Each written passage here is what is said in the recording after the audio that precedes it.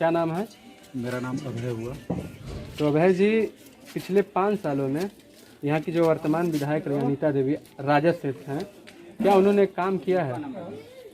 देखिए, काम का तो आकलन बहुत तरह से किया जाता है और अगर देखा जाए तो काम कुछ सराहनीय रहा, कुछ नहीं भी रहा, ये सभी लोगों का रहा है। हाँ। लेकिन जितने भी लोग चुनाव लड़ते हैं, दावे वादे जो करने आते हैं, मेरा अपना मानना है कि दावा वादा उतना ही करना चाहिए जितना कि आप निभा सके, नहीं तो फालतू का दावा और वादा नहीं करना चाहिए।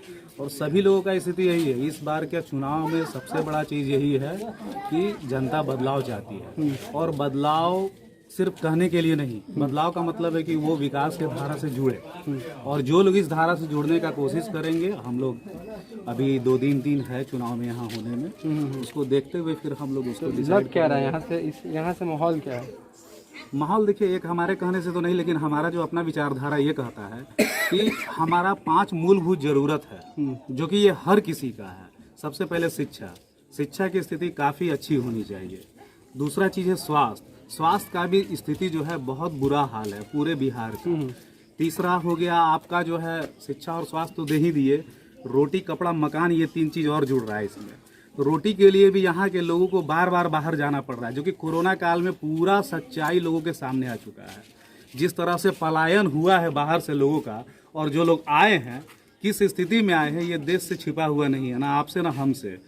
और उस पर भी काफ़ी राजनीति हुआ, जो कि ये होना नहीं चाहिए था। मेरा अपना पर्सनल व्यक्तिगत राय है कि ये चीज़ को सही होना चाहिए। यहाँ से पलायन रोकने के लिए हमारी सरकार क्या कदम उठा रही है? एक वादा करे कि हम इतना करेंगे, एक वादा करेंगे इतना करेंगे। वादा करने से इस पर काम नहीं चलेगा, आपको करके दिखाना होगा। अगर आप दिखाइएगा तो जनता देगी साथ, नहीं दीजिएगा तो आपको उठा करके। एनडीए ने भी वादा किया है कि 19 लाख रोजगार देंगे, और तेजस्वी ने भी कहा कि 10 लाख रोजगार देंगे।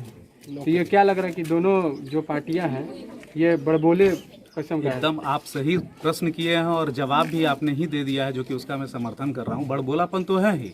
आप देखिए, यही गवर्नमेंट जब चुनाव जीत करके आई एनडीए, तो बोली कि हम जैसे चुनाव जीतने से पहले कि 2 करोड़ रोजगार देंगे। रोजगार किसको कर रहा है अब ये लोग? कि पकौड़ा तलने को, छोला तलने को। अरे व्हाट नॉनसेंस! पकौड़ा तलना के लिए क्या आपसे कोई पूछने गया था? जिसको रोजगार नौकरी नहीं मिला वही लोग पकौड़ा तल रहा है ना जी, और आप उसको रोजगार में जोड़ते हैं। आप तो कहते हैं कि हर वर्ष 2 करोड़ नौकरियां देंगे। कहाँ है नौकरियां? पहले वो बताइए मुझे। बिहार में चुनाव है तो कोरोना वैक्सीन फ्री में देंगे, और 10 लाख वो बोला, तो आप ही का जो सहयोगी घटक दल है वो बोलता है कितना पैसा लाएंगे कहाँ से? और जब आपकी बारी आई तो आप कहते हैं 19 लाख देंगे। तो अभी भैया बता दो, 19 लाख जॉब क्रिएशन के लिए पैसा कहाँ से लाओगे? बिल्कुल, हम आपका समर्थन करने के लिए तैयार है। अरे 15 साल आपको भी तो मौका दिए। 5 साल आपने जो काम किया वो दिखा लोगों, लेकिन बाकी का 10 साल जो है वो नहीं दिखा। गरीब को गरीब बनाया जा रहा है, मेरा जो अपना व्यू है देखने का। और आप भी खुद देख सकते हैं। अरे मूलभूत चीज के लिए लोग आज तरस रहे हैं।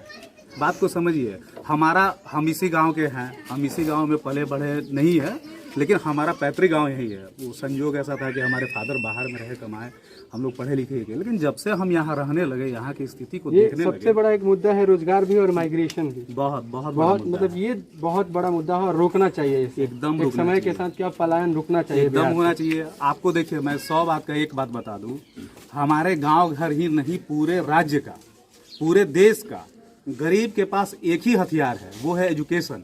और वो जब अच्छा से पढ़ेगा लिखेगा, कैसे पढ़ेगा भैया? सरकारी स्कूल की स्थिति इतनी बुरी है, वो आप ही लोगों के माध्यम से हम लोग को भी जानने को मिला है। जिसको क ख ग लिखने नहीं आता है साहब, उसको आप जॉब दे करके रखे हैं।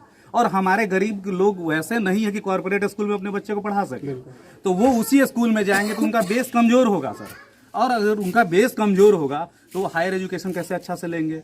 तो यहाँ जस्ट उल्टा करके रखा गया सिस्टम को। हायर एजुकेशन को सही रखा गया है, और जो प्रारंभिक शिक्षा है उसको गड़बड़ करके रखा गया है। प्रारंभिक शिक्षा तो बड़े बड़े जो घराने के लोग हैं अपने बच्चे कॉर्पोरेट स्कूल में और सीबीएसई स्कूल में पढ़ा लेते हैं, और उसके बाद जब उच्च शिक्षा की बारी आती है तो वो गवर्नमेंट कॉलेज और हॉस्पिटल्स में पढ़ाना पसंद करते हैं। काहे नहीं भैया जाते हो तुम फिर भी कॉर्पोरेट में? लेकिन गरीब का बच्चा क्या है, उसका बेस खत्म, उसका पढ़ाई खत्म। किसी तरह से इतने के भीड़ में से कोई एक वैसा होता है जो कि अपने दम पे निकलता है सर। अगर ऐसा नहीं है कि यहाँ प्रतिभाओं की कमी है, प्रतिभाओं की कोई कमी नहीं है, कमी है संसाधनों की। तो अभी अब करते क्या आप? अभी मैं जॉब करता हूँ। किस? Pharmaceutical industry. तो अब जैसे कि आप उसी क्षेत्र से हैं, स्वास्थ्य विभाग के क्षेत्र से, तो तमाम ऐसे कोरोना काल में बहुत सारे एक्सपोज हुए हैं, जैसे कि आपने देखा होगा कि एक वीडियो वायरल हो रहा था कि डॉक्टर कुर्सी पर ठेला पे लगा के जा रहे थे, ठीक है। तो क्या बेहतर हुआ है पिछले 15 सालों में स्वास्थ्य विभाग?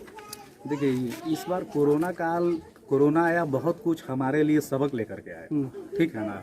चाहे वो स्वास्थ्य का मुद्दा हो या फिर लॉ एंड ऑर्डर का हो या जिस चीज़ का या हमारी व्यवस्था का हो, सरकार की पूरी तरह पोल खुली है। आपने भी खुद देखा होगा, बहुत जगह सैनिटाइजर नहीं था, मास्क नहीं था। हमारे जो कोरोना वॉरियर्स थे जो सेवा दे रहे थे, आपको देखिए सबसे बड़ा चीज़ क्या है, जो अभी मैं बोलूँगा तो वो लोग कुछ लोग सोचेंगे कि राजनीति से प्रेरित व्यक्ति है, लेकिन मेरा किसी भी कोई पॉलिटिकल से मैं प्रेरित नहीं हूँ। मेरे मन में जो आता है मैं वो बोलता हूँ, बेबाक बोलता हूँ, और इसके लिए हमारे मित्र भी जानते हैं, हमारे कुछ गाँव घर के लोग भी जानते हैं। आप देखिए साहब, हकीकती सर मैं बता रहा हूँ आपको, इलाज कराने के लिए बड़े बड़े पैसे वाले प्राइवेट हॉस्पिटल जाते हैं। कोरोना काल में कितने प्राइवेट हॉस्पिटल ने हमको सर्विस दिया, और जो गवर्नमेंट हॉस्पिटल था उसकी स्थिति क्या थी, आप ही लोगों ने दिखाया सर। मैं नहीं गया हूँ, किसी को मास्क नहीं मिल रहा है, किसी को सैनिटाइजर नहीं मिल रहा है, पीपी किट तो बहुत दूर की बात है। और उसमें भी जो सेवा दे रहे हैं उनको डराया गया है, धमकाया गया है, नहीं करोगे तो तुमको निलंबित कर देंगे, ये कर देंगे। तो ये कैसा व्यवस्था है साहब? आप दीजिए ना, लोग काम करने के लिए तैयार है। स्वास्थ्य सेवा नो डाउट पहले से अच्छी हुई है, लेकिन जो अभी के समय में होनी चाहिए वो नहीं है, और उसका श्रेय मैं दूंगा WHO को। WHO यूनिसेफ का यहाँ प्रोग्राम जो चलता है उसके अंतर्गत जो भी काम आपको, यानी जिस तरह से तेजी से आबादी बढ़ी है उसके मुताबिक ये जो स्वास्थ्य विभाग का जो विकास नथिंग मेरे समझ से तो नथिंग है साहब। आप देखिए ना, वेंटिलेटर का जिक्र हुआ इस कोरोना काल में, पूरे शहर में आप गिन लीजिए कितने वेंटिलेटर हैं। प्राइवेट जो अपना इंस्टीट्यूशन चला रहे हैं उन्हीं के पास है, बाकी आप गवर्नमेंट के यहाँ देख लीजिए, बाकी दवाओं की स्थिति देख लीजिए, OPD की स्थिति देख लीजिए।